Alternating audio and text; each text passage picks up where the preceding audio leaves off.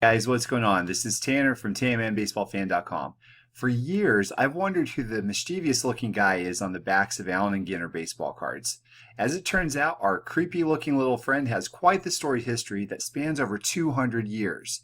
I'm excited to tell you what I found out, but before we dig in, let's put our detective caps on and get going.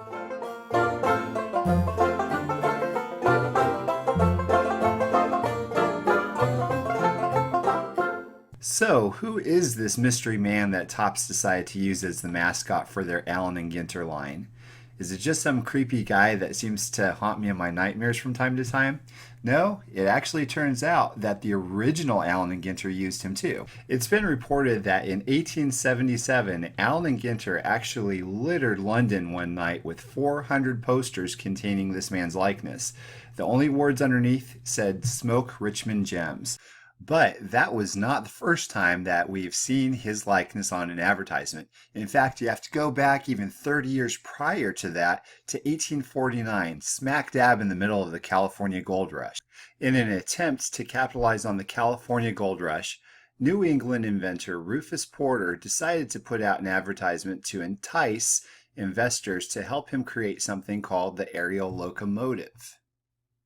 This proposed vessel was supposed to be 160 feet long and carry 100 people over 100 miles an hour from New York all the way to California. Sadly, it never got off the ground. Wah, wah, wah, wah, wah, wah, wah. Now, I'm not quite sure what a New England inventor and a tobacco company have in common that would cause them both to use the same image. I just don't have any clue whatsoever on that one. But what I do find interesting is two brothers by the name of Ebenezer and William Goodwin started funding a California Gold Rush expedition of their own back in 1849. In 1877, these brothers started buying up trademarks of various tobacco products. The last name Goodwin may ring a bell for you. One of the trademarks that they purchased was Old Judge. They're the very makers of the baseball cards that we love so much. Now, I can't draw any conclusions as to why two prominent tobacco companies were involved in the gold rush and if they have any connection with each other in regards to our famous guy that's on the back of the Allen Ginter cards today. But I just found it interesting and figure I'd mention it. So with all that said, we still don't know who this guy is. I haven't talked about his name or where he's from or anything at all. We've just talked about his picture. So get ready for your mind to be blown. This is actually a real person. His name is Joseph Ducrot. Say it with me in French. Ducrot. Ducrot. Joseph Ducrot was not made up by Allen Ginter, nor was he made up by Rufus Porter. In fact, he wasn't even a product of the 1800s. In order to learn more about Ducrot, you have to go back into the 18th century. That's right, back in the 1700s, back in France. He was actually a very well-known painter. The King of France commissioned Ducrot to paint a portrait of Marie Antoinette so that way he would know what she looked like before they actually got married. How you doing? Perhaps Joseph Ducrot is best known for his self-portraits. They look a whole lot different than everything else in the art landscape back in France in the 1700s. A lot of the portraits basically look like people were in a staring contest with the wall. Allen Ginter must have thought that Ducrot's mischievous look was perfect for their brand and the people that they were trying to target.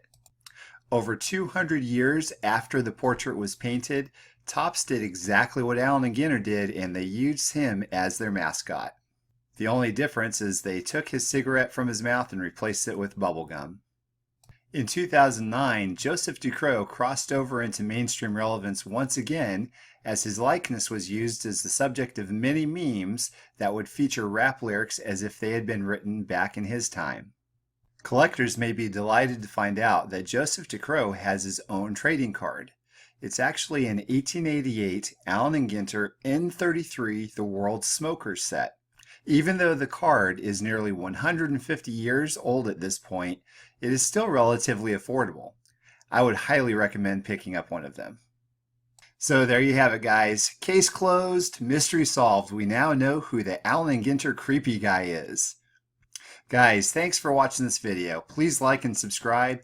And while you're at it, I do hope that you check out my book, Confessions of a Baseball Card Addict.